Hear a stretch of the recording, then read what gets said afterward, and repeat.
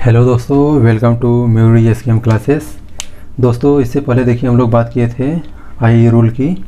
अब इस वीडियो में हम लोग इंडियन स्टैंडर्ड कोड के बारे में बात करेंगे। देखिए, इंडियन स्टैंडर्ड कोड से क्वेश्चन आते हैं। आप लोगों में पूछा जाता है कि जैसे इंडियन स्टैंडर्ड 1256 में क्या है, 3043 में क्या है, 3346 में क्या है, 3646 में क्या है। तो ये सब चीज़ों से क्वेश्चन पूछा जाता है, एक दो क्वेश्चन ज़रूर पूछता है। तो आइए हम लोग इसके बारे में अच्छे से अध्ययन करते हैं। देखिए, सबसे पहले Indian standard code IS code इसको बोलते हैं। तो BIS का फुल फॉर्म में पूछता है, कभी कभी पूछता है BIS का फुल फॉर्म क्या होता है। ब्यूरो ऑफ इंडियन स्टैंडर्ड होता है, इसका BIS का फुल फॉर्म होता है। जैसे देखिए ISI का है, इंडियन स्टैंडर्ड इंस्टीट्यूशन होता है इसका। तो देखिए इसमें IS कोड 6665 है। तो इसमें हम 6665 में क्या है, देखिए practice for industrial lighting. Industry में जो लाइटिंग की जाती है, देखिए प्रैक्टिस फॉर इंडस्ट्रियल लाइटिंग। तो जो हमारा मतलब इंडस्ट्री में लाइट वाइट लगाई जाती है, उन सब के बारे में इसमें इंडियन स्टैंडर्ड कोड 6665 में दिया हुआ है आपका। इन सब के बारे में हम अध्ययन करते हैं। देखिए जैसे और दूसरा ये देखते हैं, देखिए IS 2274 में IS 2274 में हम देखते हैं इलेक्ट्रिकल वायरिंग इंस्टॉलेशन। अगर 650 वोल्ट से एबव है, 650 वोल्ट से अगर कोई भी वायरिंग हमको इंस्टॉल करना है तो इसे हम 2274 में देखते हैं। उसके बाद देखिए तीसरा नंबर है इंडियन स्टैंडर्ड IS 2516 में हम AC सर्किट ब्रेकर के बारे में, अगर AC सर्किट ब्रेकर के बारे में हमको कोई भी नॉलेज लेना है तो हम इंडियन स्टैंडर्ड कोड जो है वो 2516 देखेंगे। अब देखिए नेक्स्ट हम लोग देखते हैं, जैसे इंडियन स्टैंडर्ड 5578 है। तो 5578 में क्या है, मार्किंग ऑफ इंसुलेटेड कंडक्टर। जो इंसुलेटेड कंडक्टर होते हैं उस पर क्या मार्किंग होती है, मतलब इसमें उसकी रेटिंग, जैसे इसमें मार्केट देखिए इसमें क्या लिखा रहेगा, जैसे रेटिंग हो गया।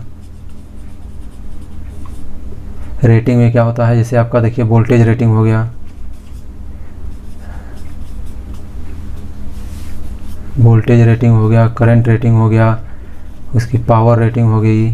तो इन सब चीज़ों के बारे में हम अच्छे से अध्ययन करते हैं इंडियन स्टैंडर्ड कोड 5578 में। देखिए नेक्स्ट को हम लोग देखते हैं, इसमें जैसे आपका है इंडियन स्टैंडर्ड 5728 में। 5728 में क्या करते हैं, शॉर्ट सर्किट करंट के बारे में कैलकुलेशन करते हैं। देखिए शॉर्ट सर्किट करंट कैलकुलेशन में अगर हमको शॉर्ट सर्किट कैलकुलेशन करना है तो हम इंडियन स्टैंडर्ड 5728 में देखेंगे। इसके बारे में विस्तृत अध्ययन किया गया है, कैसे हम शॉर्ट सर्किट करंट का कैलकुलेशन करते हैं। तो इन सब चीज़ों के बारे में है देखिए। और इंडियन स्टैंडर्ड 3043 में है। देखिए IS 3043 में है प्रैक्टिस फॉर अर्थिंग।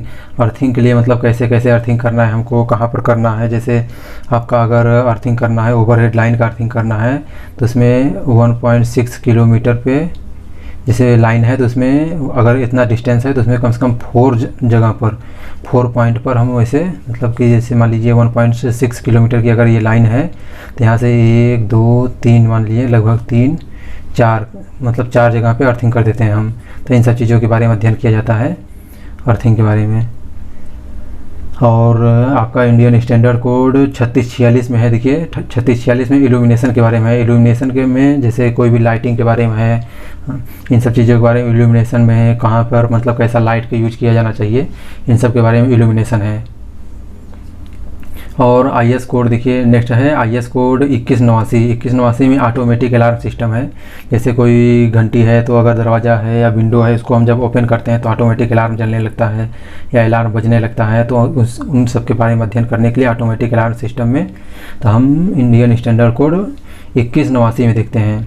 और देखिए इंडियन स्टैंडर्ड कोड 3070 में लाइटिंग अरेस्टर, AC की जो लाइटिंग अरेस्टर होती है, लाइटिंग अरेस्टर फॉर AC। तो AC में जो लाइटिंग अरेस्टर होती है उन सब के बारे में हम अध्ययन करते हैं।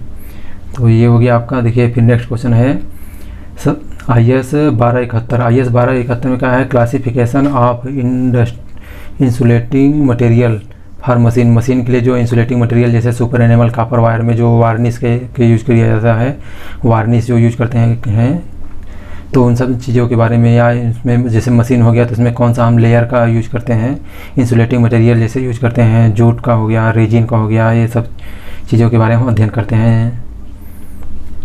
और देखिए आपका इंडियन स्टैंडर्ड कोड 1646 है। इंडियन स्टैंडर्ड कोड 1646 के बारे में हम देखिए fire safety for building electrical installation.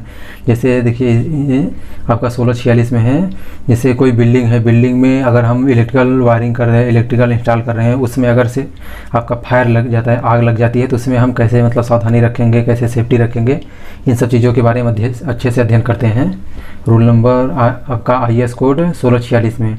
ऐसे देखिए IS कोड IS 1882 में आउटडोर इंस्टॉल एड्रेस, मतलब कि घर से दूर, मतलब आउटडोर पर जो इंस्टॉलेशन करते हैं, हम कोई भी चीज़ इंस्टॉल करते हैं, जैसे स्विच गियर हो गया, आपका CT हो गया, PT हो गया, रिले हो गया, इन सब चीज़ों के आउटडोर में अगर इंस्टॉल करते हैं तो उन सब चीज़ों के बारे में हम अच्छे से अध्ययन करते हैं IS कोड 1882 में।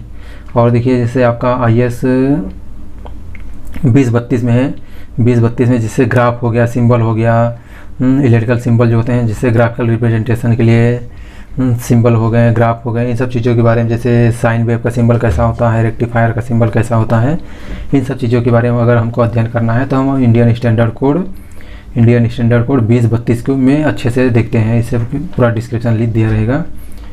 और आपका नेक्स्ट है देखिए इंडियन स्टैंडर्ड 3716। इंडियन स्टैंडर्ड 3716 में हम क्या करते हैं, गाइड फॉर इंसुलेशन कोऑर्डिनेशन के बारे में हम लोग अच्छे से अध्ययन करते हैं रूल नंबर आपका 3716 में।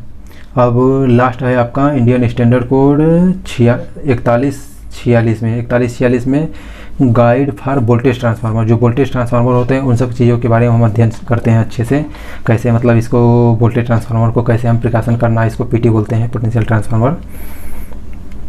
तो 4146 में हम देखते हैं कि जैसे कोई भी वोल्टेज ट्रांसफार्मर है, तो उसकी कैसे ऑपरेट करना है, किसका प्रोटेक्शन कैसे करेंगे, इन सब चीज़ों के बारे में अच्छे से हम अध्ययन करते हैं इसके। ठीक है दोस्तों, बाकी इसका नेक्स्ट लगभग ऑलमोस्ट अभी 10 और बचे हैं, इसमें 10 हैं और 10 और बचे हैं, तो उसको हम नेक्स्ट वीडियो में आपके अच्छे से डिटेल में बताएंगे। तो ये पार्ट 1 था, पार्ट 2 में हम इसको अच्छे से बताएंगे बाकी जो बचे हुए हैं। ठीक है, बाकी वीडियो को आप लोग लाइक कीजिए, कंटेंट अच्छा लगता है तो, और चैनल को सब्सक्राइब कीजिए। Thank you.